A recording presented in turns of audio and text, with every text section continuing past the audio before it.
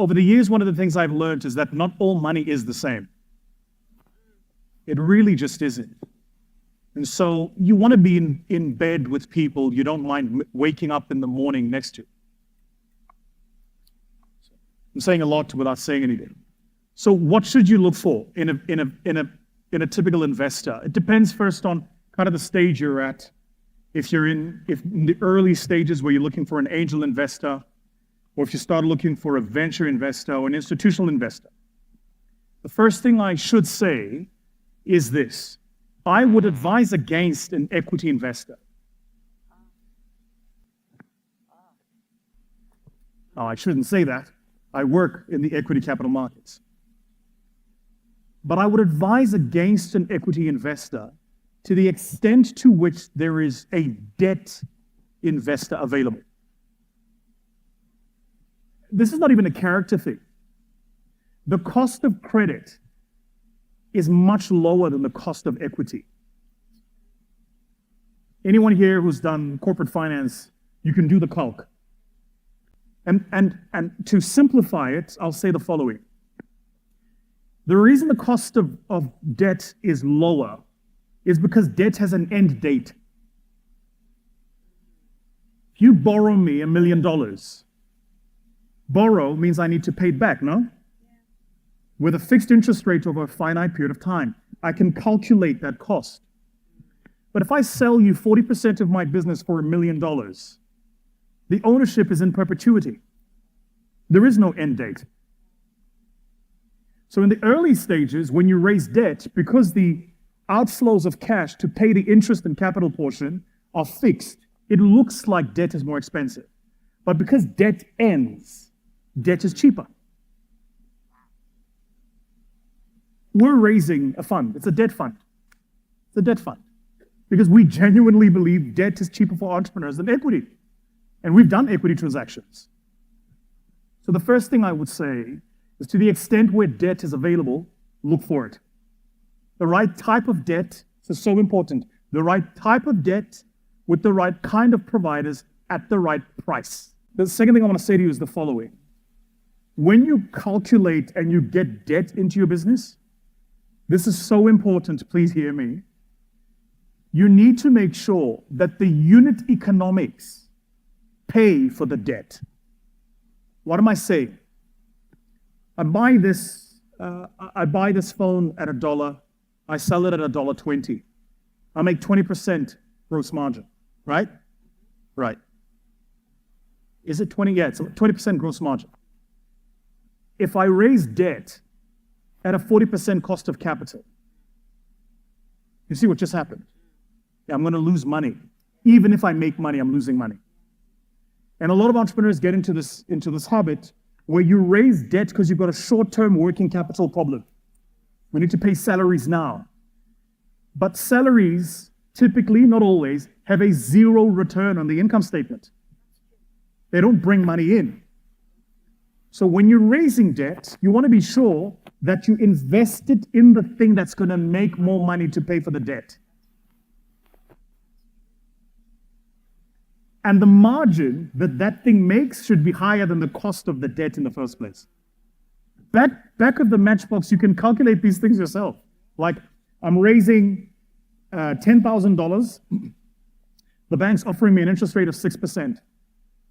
And I'm going to take this $10,000 and I'm going to pay my suppliers in China. My goods are going to land here.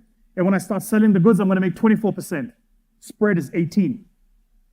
In that 18, I've got to pay for my customs, got to pay for my duties, got to pay for my factory, got to pay my people. Am I still in business?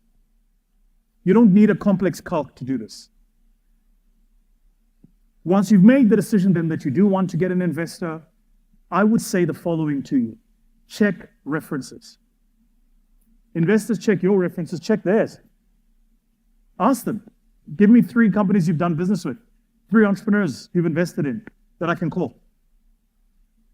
And if it's like, oh, well, then maybe you shouldn't take my money, don't take the money. When somebody is evasive with information, it's only a question of time until you find out why. And you've got to remember, especially for those of you here who run businesses, this is your labor of love. This is what you do. If I invest in it, I'm invested in 10 others. But for you, this is Monday to Monday, 8 to 8. This is all you do. And so bringing me on board is a big decision. You're literally inviting me into your home and to come and have dinner with you every night. Do you want me there? Okay? The second question you asked was around investor readiness. It's very hard to offer a short answer to that question, but I would say the following. There are several investor readiness programs. We used to run them. We don't run them anymore. We're called a school of scale for a reason, because we focus on scale, not startups.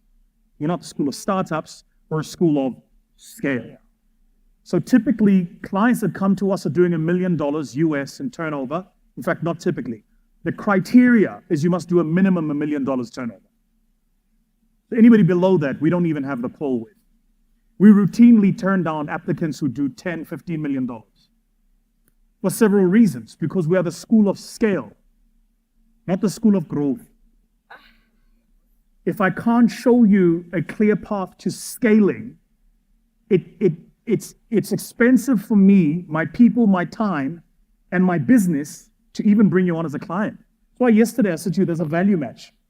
We literally, 2 weeks ago, had a client who does $16 million turnover. I turned them down.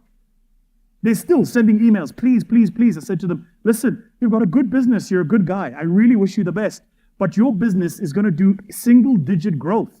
We don't know how to do single-digit growth. Call me when you want to do double-digit growth. Call me when you want to enter new markets, when you want to launch a new product, when you want to do something adventurous, exponential.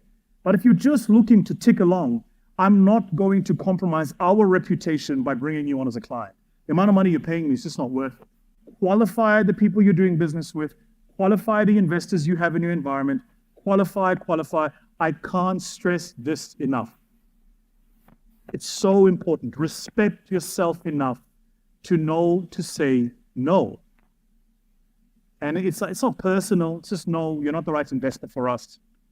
No, it's not. No. I mean, in one of our funds, we've been raising, I can't tell you for how long, and we've received several offers, but they're just not the right investors for us. Especially now, there's a lot of these, what do they call them? There's a lot of these like bank guarantee things going around now. There was a time they were flying all over Dubai. They issue these bank guarantee checks, and you get a bank guarantee letter, and you raise money on the letter. Listen, I'm a simple guy. I eat an omelette for breakfast.